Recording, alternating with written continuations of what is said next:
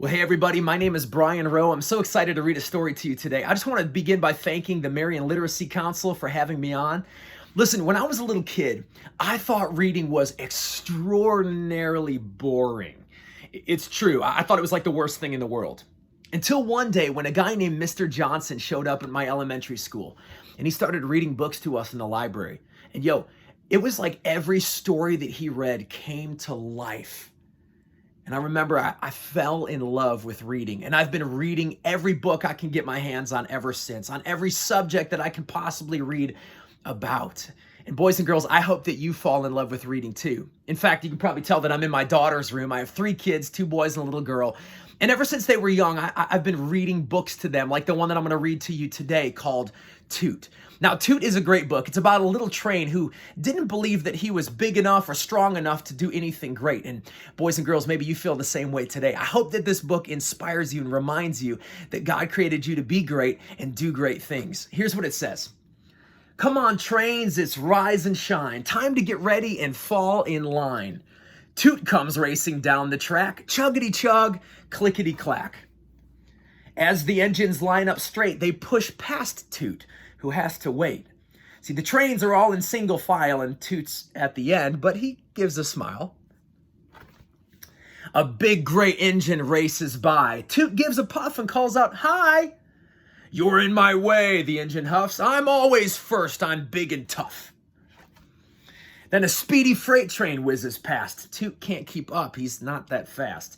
He calls out, "Hi, my name is Toot." The train just laughs. "Well, aren't you cute?"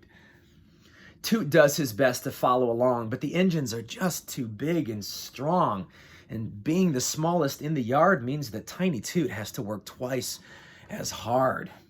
But then suddenly, Toot hears a clang, a crash and boom, a hiss and bang. Toot watches as the light turns red. There must be trouble up ahead. Well, Toot arrives there on the scene. He inches by the big machines. The track is blocked, the tunnel's collapsed, and none of the other engines can get past. The engines cry, "What will we do? We're all too big, we can't get through." Well, Toot may be small, but he has a plan. He'll help his friends. He knows he can. So Toot shuts his eyes. He hopes he'll fit. It might be tough, but he won't quit. See, the tunnel's tight, but Toot squeezes through. He makes it out and calls, "Choo-choo!" The other trains call back, "Choo-choo! You did it, Toot! We're proud of you!" And Toot beams as he chugs down the track. He'll get some help and hurry right back. The engines cheer, "Hooray, hooray! Thank you, Toot! You saved the day! We are all strong and fast and tall, but we're sure lucky that you're so small." Well, the tunnel's fixed, the track is clear, the engines line up, they're all here. And who's that first on the track? It's Toot. Chuggity chug, clickety clack. The end. Well, boys and girls, I hope that you love this book that I read for you today. Remember that just like Toot, there may be times in life when you don't feel like you measure up or you're good enough or strong enough or pretty enough, but listen, your moment will come. God has a plan for you and you'll be able to shine in a special way at just the right time. Hope you guys have a good day. Thanks again, Marian Literacy Council, for having me on. We'll see you guys soon.